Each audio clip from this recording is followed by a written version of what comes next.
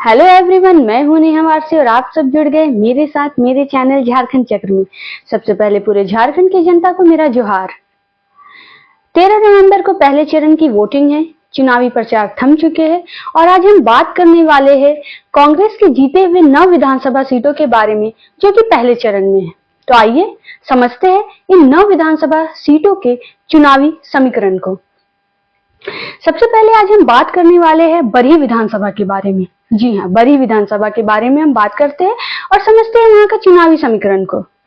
बरही विधानसभा से बीजेपी से उम्मीदवार है मनोज यादव, कांग्रेस से उम्मीदवार है अरुण साहू, सपा से उम्मीदवार है उमा शंकर अकेला और जेएलकेएम जो कि टाइगर जयराम महतो की पार्टी है उससे उम्मीदवार है कृष्ण यादव।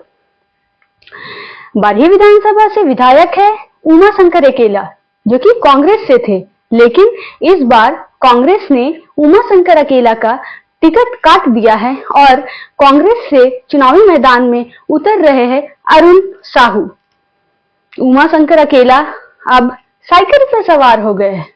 जी हाँ, मतलब ये है कि वो सपा पार्टी ज्वाइन कर लिए है और चुनावी मैदान में उतर रहे हैं।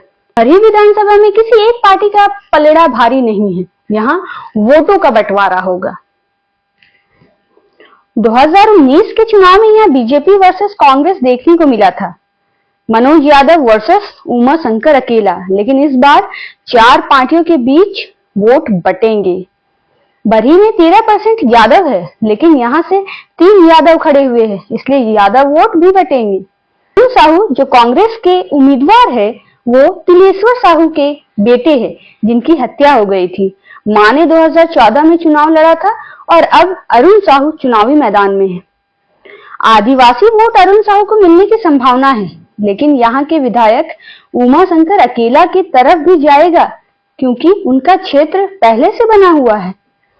अल्पसंख्यक वोट भी इसी तरह बटेंगे। बरही विधानसभा में मुकाबला किसी के बीच कांटे की टक्कर नहीं है, यहाँ वोटों का बंटवारा होगा। अब देखते हैं इन वोटों के बंटवारे के बीच बाजी कौन मारेगा। अब हम बात करने वाले हैं दूसरी विधानसभा सीट जो कि है बड़कागांव विधानसभा सीट, और यहाँ कांटे की टक्कर होगी। यहाँ कांटे की टक्कर होगी कांग्रेस के अंबा प्रसाद और एनडीए गठबंधन के उम्मीदवार बीजेपी से रोशन लाल चौधरी के बीच। अंबा प्रसाद यहाँ से विधायक है। रोशन लाल चौधरी 2019 के चुनाव में आजसू के टिकट से उम्मीदवार थे। 2019 में आजसू और बीजेपी अलग अलग चुनावी मैदान में उतरे थे, लेकिन इस बार एनडीए गठबंधन है और रोशन लाल चौधरी को बीजेपी के टिकट से उतारा गया है। और अगर 2019 के चुनावी परिणाम का बात करें तो आजसू और बीजेपी के दोनों के वोट को जोड़ने से वो कांग्रेस के अंबा प्रसाद के वोट से ज्यादा हो रहे थे, इसलिए यहाँ कांटे की टक्कर होगी। और जेएलकेएम जो कि टाइगर जयराम महतो की पार्टी है उससे प्रत्याशी है बलेश्वर महतो, तो यहाँ वोट बटेंगे।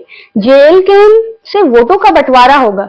अब देखना यह है कि किसकी वोट कटती है, कांग्रेस की या बीजेपी की। लगातार यहाँ चुनावी दौरे भी हो रहे हैं।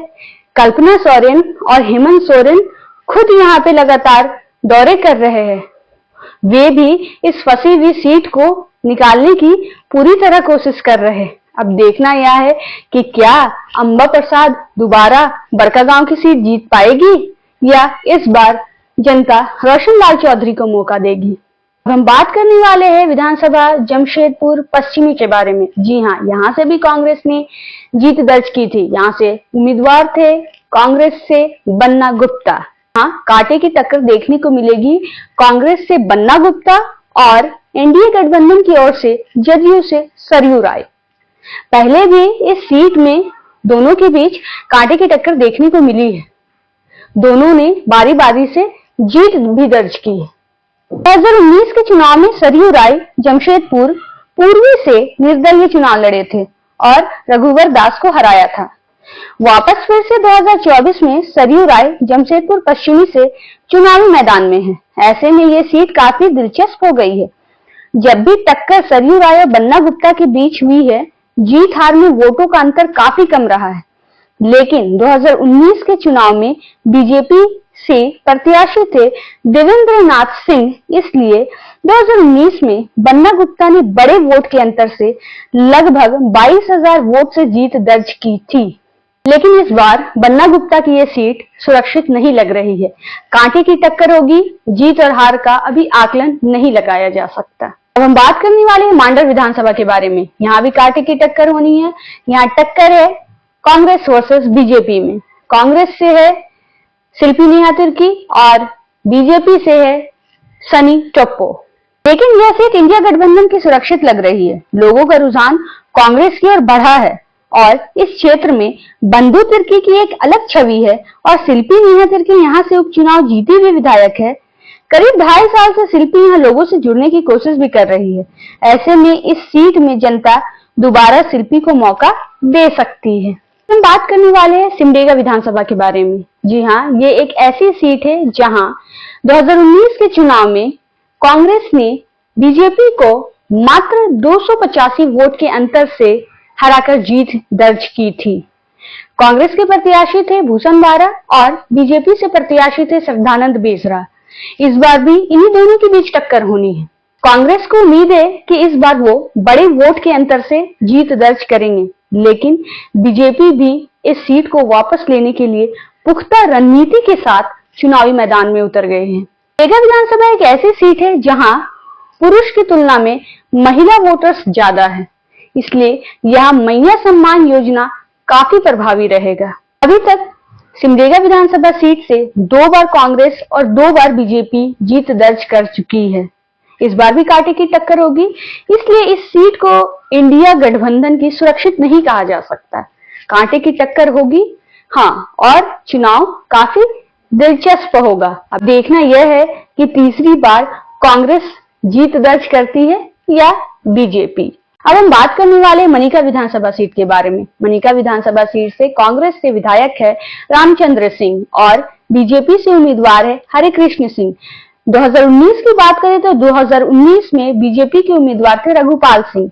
वो रघुपाल सिंह अब सपा का दामन थाम लिए है। इस बार रघुपाल सिंह चुनावी मैदान में सपा की ओर से उतर रहे हैं। यहाँ का चुनावी समीकरण त्रिकोणीय है, लेकिन जनता का रुझान सपा की ओर बढ़ रहा है। जनता चाहती है कि सरकार इंडिया गठबंधन की ही बने, लेकिन वो विधायक के रूप में सपा पार्टी को मौका देना चाहती है, इसलिए इंडिया गठबंधन की सीट को सुरक्षित नहीं कहा जा सकता। अब हम बात करने वाले हैं जगन्नाथपुर विधानसभा के बारे में। जगन्नाथपुर विधानसभा से कांग्रेस से विधायक है सोनाराम सिंकू।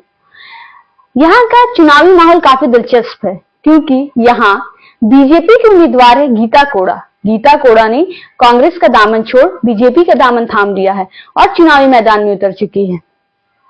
पहले भी इस सीट से गीता कोड़ा ने 2 बार जीत दर्ज की है, 2009 और 2014 के चुनाव में। उसके बाद वो कांग्रेस के टिकट से सांसद बन गई थी और इस सीट को वो सोनाराम सिंकू के हवाले कर दी गई थी।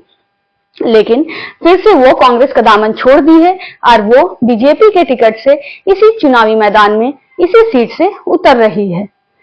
बता दें कि मधु कोड़ा भी इस सीट से चुनाव लड़े थे। 2000 के चुनाव में पहली बार बीजेपी को जीत दर्ज कराई थी, कमल खिलाया था मधु कोड़ा ने यहीं से। फिर 2005 में वो इसी सीट से निर्दलीय चुनाव लड़े थे और जीत भी दर्ज की थी और फिर मुख्यमंत्री भी बने थे। इसलिए इस सीट को देखा जाए तो यहाँ कोड़ा दंपतियों का विशेष प्रभाव रहा है। अब देखना यह है कि क्या गीता कोड़ा जिस कमल को मधु कोड़ा ने 2000 में खिलाया था, वह उसी कमल को 2024 में खिला पाएगी या नहीं। सोनाराम सिंकू भी 5 सालों से लोगों से जुड़कर उनकी समस्याओं का समाधान करने की कोशिश कर रहे हैं। अब देखना यह है कि इस बार जगन्नाथपुर की जनता किसे अपने विधायक के रूप में चुनेगी। क्या वो फिर से सोनाराम सिंकू को मौका देगी या फिर गीता कोड़ा का प्रभाव ज्यादा दिखेगा। इसलिए यहाँ का चुनावी समीकरण यही लग रहा है कि यहाँ कांटे की टक्कर होगी।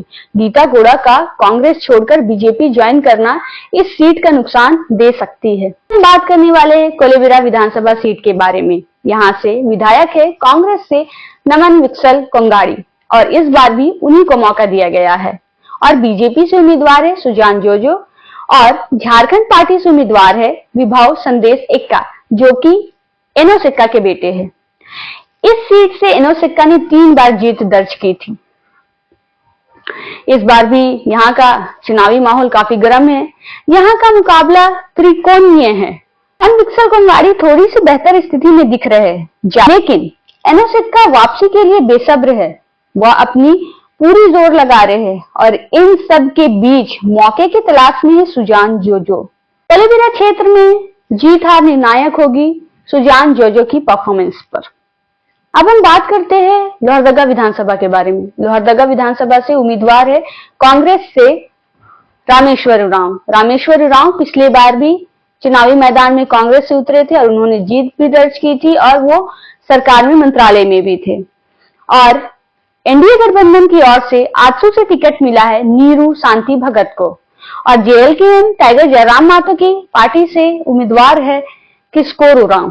2019 के चुनाव परिणाम को देखा जाए तो उस समय कांग्रेस और आजसू दोनों ही अलग अलग चुनाव मैदान में थे और अगर दोनों का वोट को मिला दिया जाए तो वो कांग्रेस के वोट से ज्यादा हो रहे हैं। इसलिए इंडिया गठबंधन को इस सीट को बचाने में मुश्किल हो सकती है।